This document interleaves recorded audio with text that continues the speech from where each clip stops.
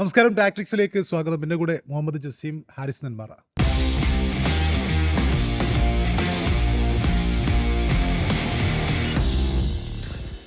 India 7 വിക്കറ്റിൻ്റെ മനോഹരമായ ജയം കൊയ്ത രണ്ടാമത്തെ T20 മത്സരം. ഇന്ത്യയെ സംബന്ധിച്ചിടത്തോളം ഒരുപാട് പോസിറ്റീവുകളുണ്ട്. ഇഷാൻ കിഷൻ ഫോമിലേക്ക് എത്തി, സൂര്യകുമാർ യാദവ് ഫോമിലേക്ക് എത്തി, സഞ്ജു സാംസണും അഭിഷേക് ശർമ്മയും നിരാശപ്പെടുത്തിയ മത്സരമായിരുന്നു. എങ്കിൽ കൂടിയും 15.2 ഓവറിൽ ഇന്ത്യ ന്യൂസിലാൻഡ് ഉയർത്തി 208 എന്ന വിജയലക്ഷ്യം പൂർത്തിയാക്കുകയുണ്ടായി, മറികടക്കുകയുണ്ടായി. അപ്പോൾ ഹാരിസ്, ഈ ഒരു ജയത്തിലേക്ക് വരുമ്പോൾ ഏറ്റവും പ്രധാനം ഇഷാൻ കിഷൻ ഒരു ഔട്ട് ഓഫ് ദ സിലബസ് എന്ന രൂപത്തിൽ അദ്ദേഹം ടീമിലെത്തുകയും വളരെ മനോഹരമായ ഒരു ഇന്നിങ്സ് കാഴ്ചവെക്കുകയും ചെയ്തു. ഇപ്പം ഈ ഒരു ജയത്തെ എങ്ങനെ കാണുന്നു? ഇഷാൻ്റെ ഫോമിനെയും എങ്ങനെ കാണുന്നു?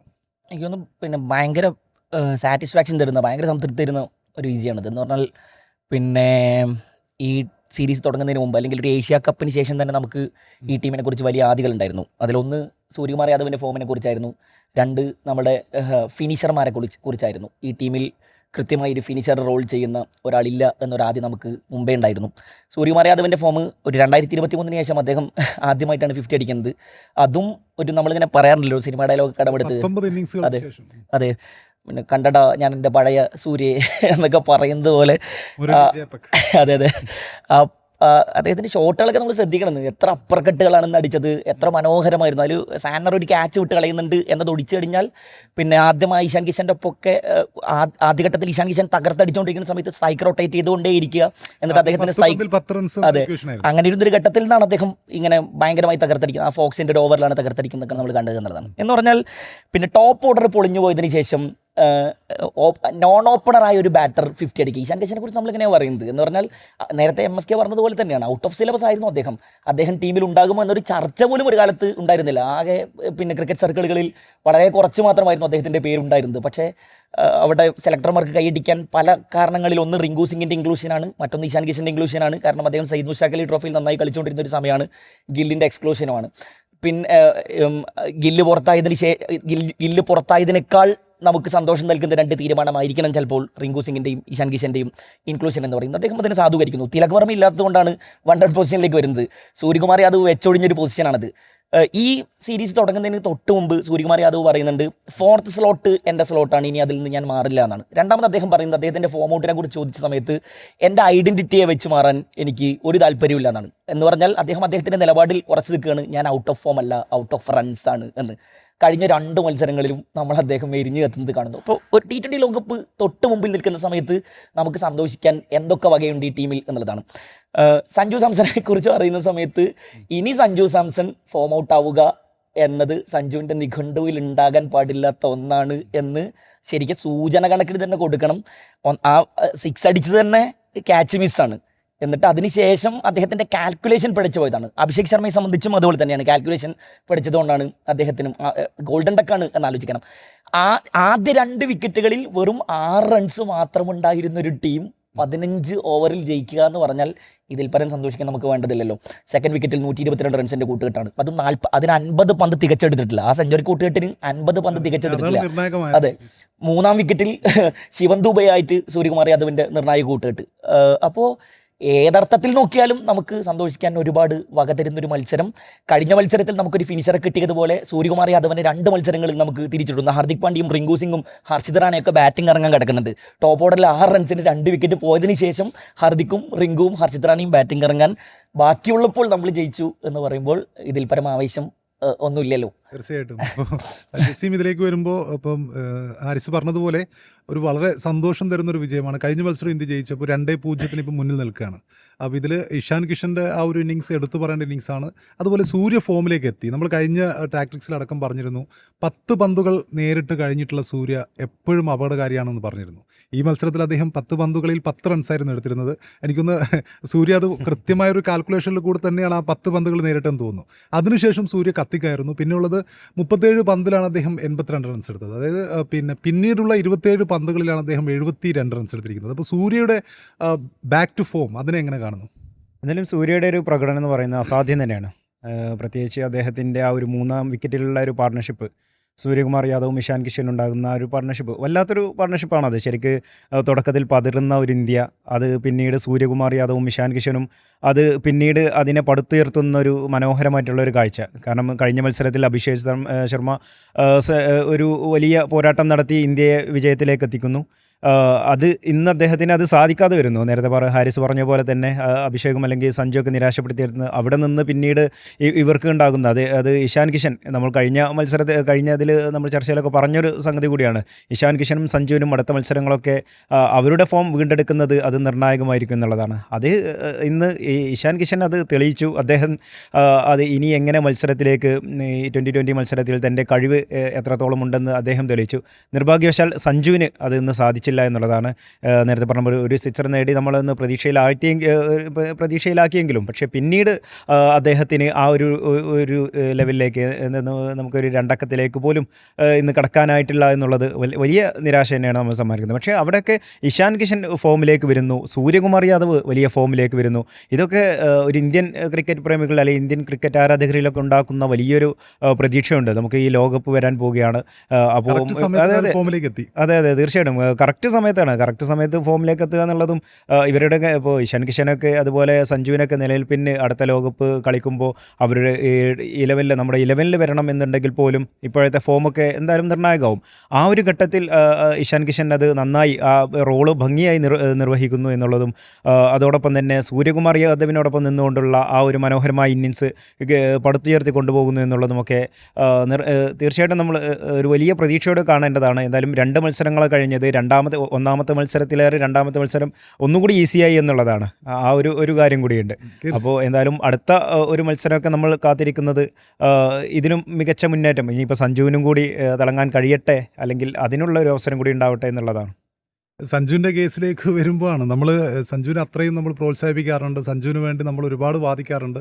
അപ്പോൾ സഞ്ജു എനിക്ക് തോന്നുന്നത് സൂര്യകുമാർ യാദവിൻ്റെ വാക്കുകൾ തന്നെ നമുക്ക് കടമെടുക്കാം. സഞ്ജുവിൻ്റെ ഇന്നിങ്സ് കണ്ടപ്പോൾ നമ്മൾ ഒരിക്കലും സഞ്ജു ഒരു ഫോം ഔട്ട് എന്നല്ല എനിക്ക് തോന്നിയത്, സഞ്ജു ഔട്ട് ഓഫ് റൺസ് എന്നുള്ള ഒരു സംഭവം തന്നെയാണ് തോന്നിയത്. കാരണം ഫസ്റ്റ് ബോളിൽ തന്നെ അദ്ദേഹം ഇൻറ്റൻഷൻ ക്ലിയർ ആയിരുന്നു. സഞ്ജുവിൻ്റെ ഇൻറ്റൻഷൻ എന്നുള്ളത് എങ്ങനെയാണോ നമ്മൾ കളിക്കേണ്ടത്, എങ്ങനെയാണോ T20 അപ്രോച്ച് ചെയ്യേണ്ടത് എന്ന രീതിയിൽ നോക്കുമ്പോൾ സഞ്ജുവിൻ്റെ ഇൻറ്റൻഷൻ കൃത്യമായിരുന്നു എന്ന് തന്നെയാണ് എനിക്ക് തോന്നുന്നത്. ഫസ്റ്റ് ബോളിൽ തന്നെ ആ ക്യാച്ച് ഡ്രോപ്പ് ആണെങ്കിൽ കൂടി പുള്ളി 6 അടിക്കാനാണ് നോക്കിയത്. അപ്പം പക്ഷേ സഞ്ജു കുറച്ചുകൂടി ബുദ്ധിപരമായിട്ട് കളിക്കണം എന്നുള്ളതാണ് ഏറ്റവും പ്രധാനപ്പെട്ട കാര്യം. കാരണം സഞ്ജു ഒരിക്കലും സെലക്ടർമാരുടെയോ അല്ലെങ്കിൽ കോച്ച് ഗംഭീറിൻ്റെയോ ഒന്നും ഗുഡ് ബുക്കിൽ പെട്ട ഒരാളല്ല. കാരണം സഞ്ജു ഒരു മോശം ഇന്നിങ്സ് കളിക്കുകയാണെങ്കിൽ തൊട്ടടുത്ത നിമിഷം പിന്നെ സഞ്ജുവിനെ ഒഴിവാക്കാൻ ശ്രമിക്കുന്ന ആൾക്കാരാണ് സെലക്ടർമാരെന്നും നമുക്ക് കൃത്യമായിട്ട് അറിയാം. സഞ്ജു അവസാനം കളിച്ച ഏകദിന മത്സരത്തിൽ സെഞ്ചുറി അടിച്ചു, അതിനുശേഷം അദ്ദേഹം ഏകദിന ടീമിൽ അവസരം കിട്ടാത്തത് നമ്മൾ കണ്ടിട്ടുണ്ട്.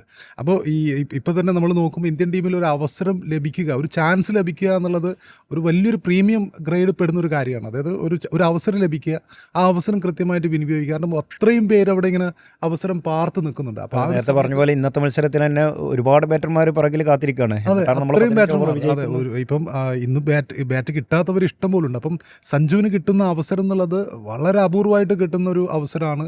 ആ അവസരം അദ്ദേഹം കുറച്ചുകൂടി ബുദ്ധിപരമായിട്ട് തന്നെ ഉപയോഗിക്കണം എന്നുള്ളതാണ് എൻ്റെ ഒരു ടേക്ക്. കാരണം അതായത് ഇനിയുള്ളത് സഞ്ജുവിന് എന്തായാലും ഈ ലോകകപ്പിലെ നമ്പർ 1 കീപ്പർ അദ്ദേഹമായിരിക്കുന്നു നേരത്തെ തന്നെ ഇന്ത്യൻ ടീം പ്രഖ്യാപിച്ചു കഴിഞ്ഞു. അപ്പം ഈ അടുത്ത 3 മത്സരം എന്നുള്ളത് അദ്ദേഹത്തിന് നിർണായകമാണ്. പ്രത്യേകിച്ചും ഇഷാൻ കിഷൻ ഫോമിലെത്തി എന്നുള്ളതും ഒരു പ്രധാനപ്പെട്ട കാര്യമാണ്. തിലക് വർമ്മ തിരിച്ചു വരുന്ന സമയത്ത് ചിലപ്പോൾ ഓപ്പണിംഗ് സ്ലോട്ടിലേക്ക് മാറ്റിയാലോ അവിടെയാണ് ചലഞ്ച് വരുന്നത്. അതെ, തിലക് വരുന്ന സമയത്ത് ഇഷാൻ കിഷൻ ഓപ്പണറായിട്ടാണ് മുംബൈ ഇന്ത്യൻസിന് വേണ്ടിയിട്ടൊക്കെ കളിച്ചിട്ടുള്ളത്. അപ്പോൾ ഇഷാനെ റീപ്ലേസ് ചെയ്യാനുള്ള ഒരു ഓപ്ഷൻ ഉണ്ട്. അപ്പോൾ സഞ്ജുവിന് ബുദ്ധിപരമായിട്ട് കളിക്കണം എന്നുള്ളതാണ് ഈ ഒരു സന്ദർഭത്തിൽ പറയാനുള്ളത്. ഇപ്പം നമ്മുടെ പഴയൊരു അക്ബർ ചക്രവർത്തിയുടെ ഒരു കഥയുണ്ട്. അക്ബർ ചക്രവർത്തി ബീർബലിനോട് പിന്നെ ഒരു ചിത്രം വരയ്ക്കാൻ വേണ്ടി പറയും. ഏതെങ്കിലും വളരെ രസകരമായ, താങ്കളാണ് ഈ നാട്ടിലെ ഏറ്റവും വലിയ ചിത്രകാരൻ എന്ന് ഞങ്ങൾ കരുതുന്നു, ഒരു ചിത്രം വരക്കൂ എന്ന് പറയുന്നു. ബീർബൽ ഒരാഴ്ച ആദ്യം പറയുന്നു, എനിക്ക് അത്ര വരക്കാനുള്ള ശേഷിയൊന്നും ഇല്ല എന്നൊക്കെ പറയുന്നു. ഒരാഴ്ച സമയം കൊടുക്കുന്നു, പുള്ളി ഒരു ചിത്രം വരച്ചു കൊണ്ടുവരുന്നു. അതിൽ ഉള്ളത് പ്രത്യേകിച്ചൊന്നുമില്ല, ഒരു തരിശു ഭൂമിയുടെ ചിത്രമാണ്. അപ്പം അക്ബറിന് ഭയങ്കരമായിട്ട് ദേഷ്യം വരും. അക്ബർ ചോദിക്കും, ഒരാഴ്ചയായിട്ട് ഇതാണോ നിങ്ങൾ വരച്ചെന്ന് ചോദിക്കും. അപ്പോൾ പുള്ളി പറയും, ഞാൻ ഒരു പശുവിനെയും കുറച്ച് പുല്ലുകളൊക്കെയാണ്, ഒരു വളരെ മനോഹരമായിട്ടുള്ളൊരു പുൽമേടും അതിലൊരു പശുവാണ് ഞാൻ വരച്ചെന്ന് ചോദിക്കും. അപ്പം ഇതിൽ പശു എവിടെയെന്ന് ചോദിക്കുമ്പോൾ പശു പുല്ല് കഴിച്ചല്ലോ. അപ്പോൾ പശു കഴിച്ചു. അപ്പോൾ പശു പിന്നെ എൻ്റെ ഇവിടെ പശു പുല്ല് കഴിച്ച് പോയല്ലോ. അപ്പോൾ ഇതിൻ്റെ തരിശുഭൂമി, ആ പുല്ല് മൊത്തം പശുവാണല്ലോ കഴിച്ചത് എന്നുള്ള ബുദ്ധിപരമായൊരു ആൻസർ പറഞ്ഞുകൊണ്ട് ആ കൊട്ടാരത്തിൽ നിലനിൽക്കാൻ ശ്രമിക്കുന്ന ബീർബലിൻ്റെ ഒരു കഥയുണ്ട്. അപ്പോൾ കൃത്യമായിട്ട് സഞ്ജുവിന് ചെയ്യേണ്ടത്, സഞ്ജുവിന് അവസരങ്ങൾ കൃത്യമായിട്ട് ലഭിച്ചു.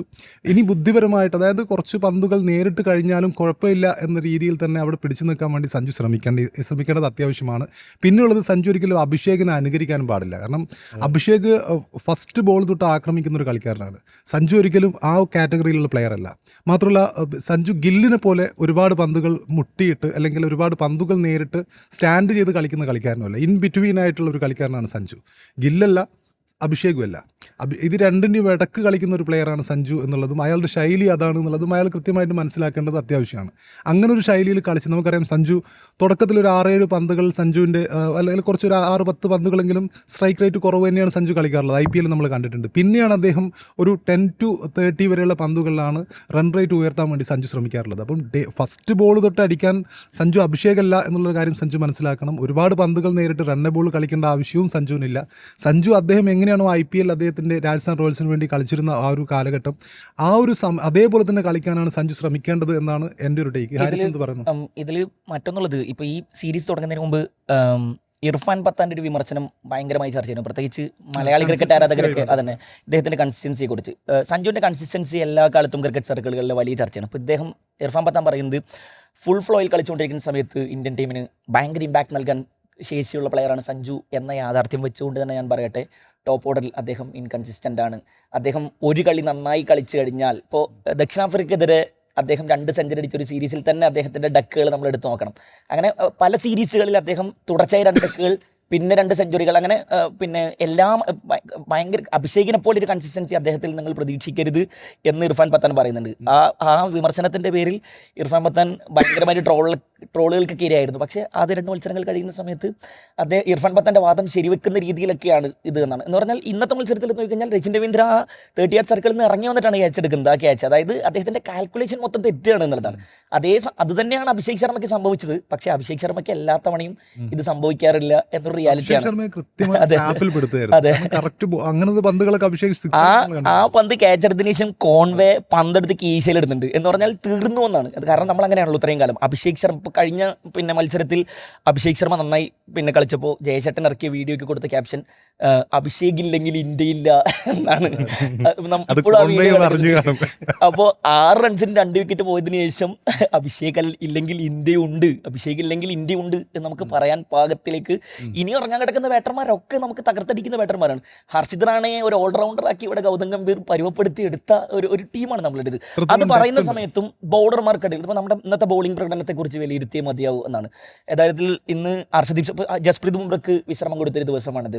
പിന്നെ അക്സർ പട്ടേലിന് പരിക്കേറ്റൊരു ദിവസമാണത്. അപ്പോൾ സ്വാഭാവികമായിട്ട് കുൽദീപ് യാദവ് വരുന്നു, പിന്നെ അർഷദീപ് സിംഗ് വരുന്നു. അർഷദീപ് സിംഗ് എന്ന് കൊടുത്ത റൺസ് അദ്ദേഹം 50 അടിക്കുന്നു, 50 റൺസാണ് അദ്ദേഹം വിട്ടുകൊടുത്തത്. ഹർഷിത് റാണയിലേക്ക് വരുന്ന സമയത്ത് ഒരു ഓവർ മെയ്ഡിനും ആ ഓവറിൽ വിക്കറ്റ് കൊടുത്ത ഹർഷിത് റാണ 3 ഓവർ എറിഞ്ഞ് പൂർത്തിയാക്കുമ്പോൾ 35 റൺസാണ് വിട്ടുകൊടുത്തിട്ടുള്ളത്. ഇന്ത്യൻ ബോളർമാരിൽ അതെ കുൽദീപ് യാദവ് ഇന്ന് 35 റൺസ് വിട്ടുകൊടുക്കുന്നുണ്ട്. അതായത് നന്നായി തകർത്തടിച്ച് വന്നുകൊണ്ടിരിക്കുകയായിരുന്നു ഇവർ. രച്ചിൻ രവീന്ദ്ര നന്നായി കളിച്ചിരുന്നു, ഫിലിപ്സ് നന്നായി കളിച്ചു വന്നിരുന്നു. പക്ഷേ അവരൊരു 11ാം ഓവറിന് ശേഷം ഒരു 17ാം ഓവർ വരെ അവർ ഒരു മെല്ലപ്പോക്കാണ് നമ്മൾ കണ്ടത്. റൺസ് അങ്ങനെ വല്ലാതെ കുത്തനിടിയെന്നാണ് കണ്ടത്. പക്ഷെ പിന്നെ അവസാന ഘട്ടത്തിൽ ഈ അടി കൊണ്ട ഫോക്സിനെ കൂട്ടുപിടിച്ചിട്ടാണ് സാന്നർ അവസാനം ഇട്ട് അടിക്കുന്നത്. ആ ഇന്നിങ്സാണ് 200ലേക്ക് കടക്കുന്നത്. പിന്നെ 2 വിക്കറ്റ് കൂടെ വീഴുന്ന കാണുന്ന സമയത്ത് സ്വാഭാവികമായിട്ട് നമ്മൾ ഈ കളി കയ്യിന്ന് പോവുകയാണല്ലോ എന്ന് കരുതുന്നിടത്താണ് ഒരു സമ്മർദ്ദത്തിനും ഇട്ട കൊടുക്കാതെ ഇഷാൻ കിഷൻ ഡെലിവറി ചെയ്യുന്ന നമ്മൾ കാണുന്നത്. ഈ സീരീസിലേക്ക് വരുന്നു. തിലക് വർമ്മയ്ക്ക് പരിക്കേറ്റ തിലക് വർമ്മയ്ക്ക് പകരം നമ്മൾ ശ്രേയസ് അയ്യരെ ടീമിലെടുത്തിട്ടുണ്ട്. ഇനി ശ്രേയസ് അയ്യർ നമുക്ക് എവിടെയും പരീക്ഷിക്കാൻ കഴിയില്ല എന്നാണ്. കാരണം ഇഷാൻ കിഷൻ ഇനി ഒഴിവാക്കിയ ഒരു 11 കുറിച്ച് ചിന്തിക്കാൻ കഴിയില്ല. പിന്നെ ലോകകപ്പിലേക്ക് വരുന്ന സമയത്ത് സഞ്ജു എങ്ങാനും ഈ സീരീസ് മൊത്തം ഫോം ഔട്ട് ആവുകയാണെങ്കിൽ ഗൗതം ഗംഭീറിന് സഞ്ജുവിനെ പുറത്തിരുത്താൻ പ്രത്യേകിച്ച് ഇതുവരെ റീസൺസ് ഇല്ലാതെയാണ്, റീസണോട് കിട്ടുകയാണ് എന്നുള്ളതാണ്. അതാണ് റിയാലിറ്റി. ഒരു ആവറേജ് കളി ഇന്ന് ന്യൂസിലാൻഡ് കളിച്ചു എന്നല്ല, എല്ലാ താരങ്ങളും അത്യാവശ്യം ആവറേജ് ആയിട്ട് കളിച്ചു. 6 ബാറ്റർമാർ 160-150 മുകളിൽ സ്ട്രൈക്ക് റേറ്റിലാണ് 5 ബാറ്റർമാർ. അതെ, അതിൽ എല്ലാവരും 2 അക്കം കടന്നു എന്നുള്ളത് ഒരു കാര്യം കൂടിയുണ്ട്. അപ്പോൾ ഇന്നിപ്പോൾ ഇന്ത്യ ഒരു ഫീൽഡിങ്, റായ്പൂരിൽ ഇന്ത്യ ഒരു ഫീൽഡിങ് തിരഞ്ഞെടുക്കാനുള്ളൊരു തീരുമാനം അത് മികച്ചാണ് തോന്നുന്നുണ്ട്. കാരണം അവർ ഇന്നിപ്പോൾ റായ്പൂരിലൊരു ചരിത്രം പരിശോധിക്കുകയാണ്, 208 ഇന്നെടുത്ത സ്കോറാണ് അവിടെ ഏറ്റവും 2020 ഏറ്റവും ബെസ്റ്റ് സ്കോർ എന്ന് പറയുന്നത്, ഇവരെടുത്ത സ്കോർ. പിന്നീട് ഇന്ത്യ ചേസ് ഫിക്സ് ചെയ്ത് വിജയിക്കുന്നു എന്നുള്ളതാണ്. അപ്പോൾ ഇന്ത്യ എനിക്ക് തോന്നുന്നത് ഇന്ത്യ ഇന്ന് ആ ഒരു തീരുമാനം എടുത്ത് ഒരു കണക്കിന് നന്നായിട്ടുണ്ടാവും. ഇഷാൻ കിഷന്റെ പേരിൽ ഒരു റെക്കോർഡ് ഉണ്ട് എന്ന് പറഞ്ഞാൽ ആദ്യത്തെ മത്സരത്തിൽ പിന്നെ അഭിഷേക് ശർമ്മ ന്യൂസിലാൻഡിനെതിരെ ഏറ്റവും വലിയ ഫാസ്റ്റസ്റ്റ് 50 അടിച്ചു. തൊട്ടടുത്ത മത്സരത്തിൽ 21 പന്തിൽ ആ റെക്കോർഡ് പൊളിക്കുന്നു ഇഷാൻ കിഷൻ. 23 ബോളിലാണ് സൂര്യകുമാർ യാദവ് ഇന്ന് 50 അടിച്ചത്. അതും 8 ബോളിൽ 8, 10 ബോളിൽ 10 നിന്ന സൂര്യകുമാർ യാദവ് പിന്നെ 23 ബോളിലാണ് അർദ്ധ സെഞ്ചുറി അടിക്കുന്നതെന്നാണ് യഥാർത്ഥത്തിൽ സൂര്യകുമാർ യാദവിൻ്റെ ബാക്കാണ്, കംബാക്കാണ് യഥാർത്ഥത്തിൽ നമുക്ക് ഈ മത്സരത്തിൽ ആഘോഷിക്കാൻ വക നൽകുന്ന പിന്നെ വലിയ കാര്യങ്ങളിലൊന്ന്. എന്നാലും മത്സരബുദ്ധിയോട് കൂടി ഇവർ കളിക്കുകയാണെങ്കിൽ 22 ബോളിൽ സെഞ്ചുറി അർദ്ധ സെഞ്ചുറി നേടുന്നത് അത് പിന്നീട് 21 ബോളിലാക്കുന്നു. ഇനി അടുത്തതിൽ നമുക്ക് അത് പ്രതീക്ഷിക്കാം. സഞ്ജു ചിലപ്പോൾ അതിലും കുറഞ്ഞ ഒരു ബോളിൽ 20 ബോളിലൊക്കെ ഒന്ന് 50 അടിക്കട്ടെ. ആ ഒരു രീതിയിലാവണമെങ്കിൽ ഒന്നുകൂടി ഒരു മത്സരബുദ്ധിയോട് കൂടി തന്നെ. കാരണം ഇതൊരു നിലനിൽപ്പിൻ്റെ പ്രശ്നം കൂടിയാണല്ലോ. അപ്പോൾ നേരത്തെ പറഞ്ഞ പോലെ ലോകകപ്പിന് ഈ ഗംഭീറിനെ സംബന്ധിച്ചിടത്തോളം ഒരു കാരണം ഇനി വേണ്ട എന്നുള്ളത് തന്നെയാണ്. ഇപ്പോൾ സഞ്ജു ഇങ്ങനെ പോവുകയാണെങ്കിൽ അപ്പോൾ ആ ഒരു മാറ്റം സഞ്ജുവിൽ നിന്ന് എന്തായാലും അടുത്ത മത്സരങ്ങൾ 3 മത്സരമുണ്ട്. അതിലൊന്ന് തിരുവനന്തപുരത്താണ്. ടിക്കറ്റുകൾ സോൾഡ് ഔട്ടായി കിടക്കുവാണ്. അതായത് സഞ്ജുവിൻ്റെ പ്രകടനം നാലാമത്തെയാണോ മത്സരം? ഏതാ തിരുവനന്തപുരത്തുള്ള മത്സരം എന്ന് പറയുമ്പോൾ ലാസ്റ്റ് മത്സരം, അഞ്ചാമത്തെ മത്സരം. അത് എന്തായാലും പരമ്പര അവിടെ നിന്ന് കൊടുക്കുന്ന ഒരു തിരുവനന്തപുരം വരെ സഞ്ജു ടീമിലുണ്ടാവുക എന്നുള്ള ഒരു വിഷയമാണ്. കാരണം ഇങ്ങനെ പോവുകയാണെങ്കിൽ ആളുകൾ ഒരു കൂട്ടത്തോടെ ടിക്കറ്റ് എടുക്കുന്നു, സോൾഡ് ഔട്ടായി കിടക്കാണ് ടിക്കറ്റ്. എല്ലാവരും എടുത്ത് നമ്മളെ ഈ ഓഫീസിൽ തന്നെ ഒരുപാട് പേര് എടുത്തിട്ടുണ്ട്. അപ്പോൾ ഈ കളി കാണാൻ എല്ലാവരും ഈ പ്രതീക്ഷ വെച്ച് പോകുന്നത് തന്നെ സഞ്ജുവിൻ്റെ കളി കാണാൻ വേണ്ടിയിട്ടാണ്. അപ്പോൾ സഞ്ജുവും മറ്റുള്ളവരൊക്കെ നിരാശപ്പെടുത്താതെ അവിടെയും നമുക്ക് സഞ്ജുവിൻ്റെ ഒരു വലിയ പ്രകടനം കാണാൻ കഴിയും. തീർച്ചയായിട്ടും അത് അദ്ദേഹം മനസ്സിലാക്കുന്നുള്ളതാണ്. ഞാൻ മനസ്സിലാക്കുന്ന അടുത്ത കളിയിലൊക്കെ ഒന്ന് തിരിച്ചു വരുന്നത്. നമുക്ക് ഇന്നും എല്ലാം നമ്മൾ ഈ ഒരു തുടക്കത്തിൽ കളി കാണുന്ന രണ്ട് ഡിസ്മിസലുകളും വളരെ സോഫ്റ്റ് ഡിസ്മിസലാണ്. അതാണ് ഏറ്റവും പ്രധാനപ്പെട്ട കാര്യം. അതായത് ബോളറുടെ മിടുക്ക് കൊണ്ടല്ല സഞ്ജു ഔട്ടായിരിക്കുന്നത്. അതാണ് നമ്മൾ അത്രയും ശ്രദ്ധിക്കണം എന്ന് പറയുന്നത്. നേരത്തെ പറഞ്ഞ പോലെ ആക്രമിച്ച് കളിക്കാനുള്ള ഒരു ശ്രമം നടത്തുന്നത് എന്നുള്ളതാണ്. അത് അദ്ദേഹം ബുദ്ധിപരമായിട്ട് നേരത്തെ പറഞ്ഞ പോലെ തന്നെ ബുദ്ധിപരമായിട്ട് ആ ഒരു കാര്യത്തെ, ആ ഒരു നീക്കത്തെ കൃത്യമായിട്ട് അദ്ദേഹം വിലയിരുത്തി അതൊന്ന് മനസ്സിലാക്കി. കാരണം കഴിഞ്ഞ മത്സരത്തിൽ അദ്ദേഹം ആ ഒരു തെറ്റ് സംഭവിച്ചിട്ടുണ്ടെങ്കിൽ അത് പിന്നീട് ആവർത്തിക്കാതിരിക്കാൻ അദ്ദേഹം ശ്രമിക്കേണ്ടതായിരുന്നു. പക്ഷേ അത് ഉണ്ടായില്ല എന്നുള്ളത് ഒരു കാര്യം കൂടിയുണ്ട്. അപ്പോൾ അതൊക്കെ തെറ്റിതിരുത്തി മുന്നോട്ട് വരിക എന്നുള്ളതും അത് അടുത്ത മത്സരം എന്തായാലും നമ്മൾ ജയിക്കുമെന്നുള്ളൊരു പ്രതീക്ഷ തന്നെയാണ്. അപ്പോൾ ഇന്നത്തെ മത്സരമൊക്കെ നമുക്ക് കാണുമ്പോൾ അടുത്ത മത്സരത്തിലൊക്കെ വിജയിക്കാൻ ഒരു കാരണം വേണ്ട, ഇന്ത്യ ജയിക്കും എന്നുള്ളൊരു പ്രതീക്ഷയിൽ എല്ലാവരും എത്തിയിട്ടുണ്ടാവും. കാരണം ഇത്ര വേഗത്തിൽ ഈസിയായിട്ട് വിജയിക്കുന്നു, നമുക്ക് സിമ്പിളായിട്ട് വിജയിക്കാനുള്ളൊരു സാഹചര്യമൊക്കെ ഉണ്ടാവുന്നു. എല്ലാവരും ഇപ്പോൾ അഭിഷേകും ഇപ്പോൾ അഭിഷേക് ഇവർ രണ്ടുപേരും പെട്ടെന്ന് ഔട്ടായെങ്കിലും മറ്റുള്ളവർ ആ ഒരു റോളൊക്കെ ഭംഗിയായിട്ട് നിറവേറ്റി വളരെ പെട്ടെന്ന് ഇന്ത്യയെ ജയിപ്പിക്കുന്ന ഒരു ഘട്ടത്തിലെത്തിക്കുന്നു എന്നുള്ളത്. അതും 200-ന് മുകളിൽ സ്കോറൊക്കെ വരുന്ന ഒരു മത്സരം കൂടിയാണല്ലോ. അപ്പോൾ ആ ഒരു രീതിയിൽ നോക്കുകയാണെങ്കിൽ അടുത്ത മത്സരത്തിൽ നമുക്ക് സാധ്യതയുണ്ട് എന്നുള്ളതാണ്. ന്യൂസിലാൻഡിനും വില കുറച്ച് കാണാൻ പാടില്ല. നല്ല ടീമാണ്. ഇന്നിപ്പോൾ അവർ കളിച്ച കളിയും നല്ല പ്രതീക്ഷയുള്ള കളി തന്നെയാണ്.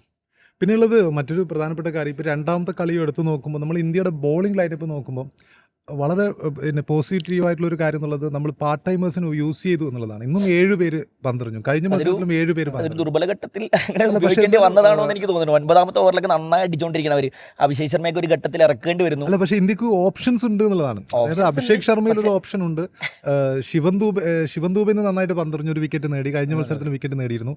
അപ്പം നമുക്ക് ഇടക്കാലത്ത് മിസ്സായൊരു സംഭവം ഉണ്ടായിരുന്നു. അതായത് നമുക്ക് പാർട്ട് ടൈമേഴ്സ് പന്തെറിയാനില്ലാത്തൊരു കാലഘട്ടം ഉണ്ടായിരുന്നു. പക്ഷേ ഇപ്പം കുറച്ചുകൂടി പാർട്ട് ടൈമേഴ്സിനെ വിശ്വസിച്ച് ഏൽപ്പിക്കുന്നു എന്നുള്ളത് ഏറ്റവും പ്രധാനപ്പെട്ട കാര്യമാണ്. അതായത് പിന്നെ സൂര്യയുടെ ക്യാപ്റ്റൻസിയാണ് എനിക്ക് ആ സമയത്ത് പറയാനുള്ളത്. കാരണം അഭിഷേക് ശർമ്മയെ ആ സമയത്ത് പന്ത് കൊടുക്കുന്നു, അദ്ദേഹം 12 റൺസ് കൊടുത്ത് വഴങ്ങി. എങ്കിൽ കൂടിയും അദ്ദേഹത്തെ സംബന്ധിച്ചിടത്തോളം അത് കുഴപ്പമില്ലാത്ത പന്തുകളായിരുന്നു. അതിനകത്ത് ഡോട്ട് ബോളുകൾ വന്നിരുന്നു, കുഴപ്പമില്ലാതെ പന്തെറിഞ്ഞിരുന്നു. പിന്നെ ശിവൻ ദൂബെ, അതായത് 7 ബോളേഴ്സ് ഇന്ത്യക്ക് ഉണ്ട് എന്നുള്ളത് നോക്കുമ്പം അത് 2 കളികളിലും ഇന്ത്യ പരീക്ഷിച്ചു. അപ്പോൾ അത് ബോളേഴ്സിനും, ഇപ്പോൾ ശിവൻ ദൂബെ പോലുള്ള ഒരാൾ, അദ്ദേഹം ഒരു ഓൾറൗണ്ടർ എന്ന രീതിയിലാണ് അറിയപ്പെടുന്നത്. അപ്പോൾ അദ്ദേഹത്തിന് പന്തെറിയാനുള്ള അവസരം ലഭിച്ചു, ബാറ്റ് ചെയ്യാനുള്ള അവസരം, ഇന്ന് ബാറ്റിങ്ങിൽ സ്ഥാനക്കയറ്റം ലഭിച്ചു. അപ്പോൾ അദ്ദേഹത്തിൻ്റെ കുറച്ചു കാലമായിട്ട് നമ്മൾ ചെന്നൈ സൂപ്പർ കിങ്സിൻ്റെ ജേഴ്സിയിൽ ശിവൻ ദൂബെയെ കാണുന്ന ഒരു കാഴ്ചയുണ്ട്. അദ്ദേഹം ഒരു ഹിറ്ററാണ്, പന്തെറിയുന്നു, 2-3 ഓവറുകൾ പന്തെറിയുന്നു. പക്ഷേ അന്താരാഷ്ട്ര തലത്തിലേക്ക് വരുമ്പോൾ അദ്ദേഹത്തിന് ഓവറുകൾ കിട്ടാറേ ഇല്ല. പിന്നെ ബാറ്റിങ്ങിലും അവസരം കിട്ടാത്തൊരു സമയമുണ്ടായിരുന്നു. അപ്പം കുറച്ചുകൂടി ഒരു ആത്മവിശ്വാസം കിട്ടാനുള്ള സാധ്യത അവർക്കുണ്ട്. പക്ഷേ ഇതിൽ എനിക്ക് MSKD അഭിപ്രായത്തിൽ വിയോജിപ്പാണുള്ളത്. എന്ന് പറഞ്ഞാൽ പിന്നെ ഇന്ത്യയുടെ മൊത്തം ടീമിനെടുത്ത് നോക്കിക്കഴിഞ്ഞാൽ ജസ്പ്രീത് ബുംറ അല്ലാതെ നമുക്ക് പിന്നെ കണ്ണുമടച്ച് വിശ്വസിക്കാൻ കഴിയുന്ന എത്ര ബോളർമാർ നമ്മുടെ 11-ലുണ്ട്, സ്ക്വാഡിലുണ്ട് എന്നൊരു ചോദ്യം തന്നെയാണ്. ഹർഷദീപ് സിംഗിനെ നമ്മൾ വിശ്വസിച്ച് കൊണ്ടു നടക്കുന്ന ഒരാളാണ്. ഹർഷിത് റാണയെ പിന്നെ ഗംഭീർ വിശ്വസിച്ച് കൊണ്ട് നടക്കുന്ന ആളാണ്. എന്ന് പറഞ്ഞാൽ തല്ലുകൊണ്ട് അദ്ദേഹം തല്ലുകൊണ്ട് അദ്ദേഹം അവസാനം ഡെലിവറി ചെയ്ത് തുടങ്ങിയിരിക്കുന്ന ഒരു റിയാലിറ്റിയാണ്. ഹർഷദീപ് സിംഗ് ഒരു T20 ഓപ്ഷനായി നമ്മളെപ്പോഴും പരീക്ഷിക്കേണ്ട ഒരു ബോളറായിട്ട് പോലും അദ്ദേഹത്തിന് ചില സമയങ്ങളിൽ പിന്നെ ഇന്നത്തെ മത്സരങ്ങൾ എടുത്തു. ഇപ്പോൾ ഹർഷിത് റാണ ഇന്നത്തെ മത്സരത്തിൽ 3 ഓവർ ആകെ എറിഞ്ഞിട്ടുള്ളൂ എന്ന് ആലോചിക്കണം. എന്ന് പറഞ്ഞാൽ ഒരു ഘട്ടത്തിൽ ഇപ്പോൾ പാർട്ട് ടൈം ബോളർമാരെ നമ്മൾ എങ്ങനെയാണ് വിശ്വസിക്കുക എന്നുള്ളത്, ഈ മത്സരത്തിൽ ഇരിക്കുക പാർട്ട് ടൈം ബോളർമാരെ ഇറക്കേണ്ടി വന്നത് ശിവൻ ദുബെക്ക് വിക്കറ്റ് കിട്ടി, അതൊരു ശരിയാണ്. ശിവൻ ദുബെക്ക് നമുക്ക് പിന്നെ ഓൾറൗണ്ടർ ഓപ്ഷൻ, അഭിഷേക് ശർമ്മയെ നമ്മൾ അങ്ങനെ എപ്പോഴും ഉപയോഗിക്കുന്ന ഒരു ഓൾറൗണ്ടർ ഓപ്ഷൻ അല്ല എന്നുള്ളതാണ്. ഇപ്പം കഴിഞ്ഞ മത്സരത്തിൽ എടുത്ത് നോക്കിയാൽ ഇപ്പോൾ ഡാരൽ മിച്ചൽ പാർട്ട് ടൈം ഓപ്ഷനാണ്. സാന്നർക്കും സോദിക്കും ഓരോ ഓവർ ബാക്കി ഉണ്ടായിരിക്കുന്ന സമയത്താണ് കുറച്ചുകൂടി ഒരു മീഡിയം പേസ് ഇട്ട് കൊടുക്കാം എന്ന് പറഞ്ഞിട്ട് റിങ്കു സിംഗിനെ പിന്നെ ഫേസ് ചെയ്യാൻ വേണ്ടിയിട്ട്. റിയാലിറ്റിയാണ്. ടാക്ടിക്കൽ മിസ്റ്റേക്ക് ഓവർ അടിക്കുന്ന സമയത്താണല്ലോ ടാക്ടിക്കൽ മിസ്റ്റേക്ക് ആവുന്നത്. യഥാർത്ഥത്തിൽ സാന്നറുടെ മനസ്സിൽ എന്തായാലും ഒരു സംഗതി ഉണ്ടാവുമല്ലോ എന്ന് പറഞ്ഞാൽ റിങ്കു സിംഗിന് എങ്ങനെ ഇട്ടാലും അടിക്കാൻ നിൽക്കുന്ന ഒരു സമയത്ത് റിങ്കു സിംഗിന് മുന്നിലേക്ക് പിന്നെ മിച്ചലിനെ ഇറക്കി വിടുന്ന സമയത്ത് അദ്ദേഹത്തിന്റെ മനസ്സിൽ വെറുതെ ഒരാളങ്ങനെ ഇറക്കി വിടില്ല. ശരിയാണ്, റിയാലിറ്റിയാണ്. അത് റിയാലിറ്റി ആയിരിക്കെ തന്നെ ഇന്നത്തെ മത്സരത്തിലേക്ക് എടുത്തു കഴിഞ്ഞാൽ ഇന്ത്യക്ക് ഒരു ഘട്ടത്തിൽ അഭിഷേക് ശർമ്മയെ ഇറക്കേണ്ടി വന്നത് മറ്റ് ബോളർമാർക്കൊക്കെ പിടക്കുന്ന സമയത്ത് അല്ലെങ്കിൽ പിന്നെ എല്ലാവരും അടി വാങ്ങിക്കൊണ്ടിരിക്കുന്ന ഒരു സമയത്ത് പെട്ടെന്നൊരു പാർട്ട് ടൈം ബോളർ ഇടേണ്ട ആവശ്യമൊന്നുമില്ല.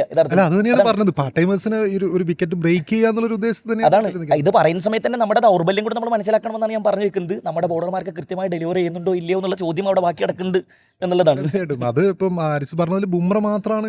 പക്ഷെ ബുംറക്ക് പോലും ഇപ്പൊ T20 നമുക്ക് അങ്ങനെ ഒരാളെ മാത്രം വിശ്വസിച്ചേൽപ്പിക്കുക അല്ലെങ്കിൽ ആരും വിശ്വസ്തരല്ല T20. ബുംറയ്ക്ക് വിശ്രമം കുറച്ച് കൂടുന്നുണ്ടോ എന്നുള്ളത് പ്രധാനപ്പെട്ട ചോദ്യ വിഷയമാണ്. അപ്പോൾ മൊത്തത്തിൽ നോക്കുമ്പോൾ ഇന്ത്യയുടെ വിജയം എന്ന് പറയുമ്പോൾ വളരെ കോംപ്രിഹെൻസീവ് വിൻ എന്നൊക്കെ പറയുന്ന ഒരു വിജയമായിരുന്നു. 15.2 ഓവറിൽ 208 റൺസ് എന്ന ഒരു വലിയൊരു സ്കോർ ഇന്ത്യ ചേസ് ചെയ്ത് ഈ മത്സരം വിജയിക്കുകയായിരുന്നു. പ്രധാനപ്പെട്ട വിഷയം എന്നുള്ളത് നമ്മളെ സംബന്ധിച്ചിടത്തോളം ഈ T20 ലോകകപ്പിലേക്ക് ഇറങ്ങുന്ന സമയത്ത് captain Suryakumar back to form, അത് ഏറ്റവും സന്തോഷം തരുന്നൊരു കാര്യമാണ്.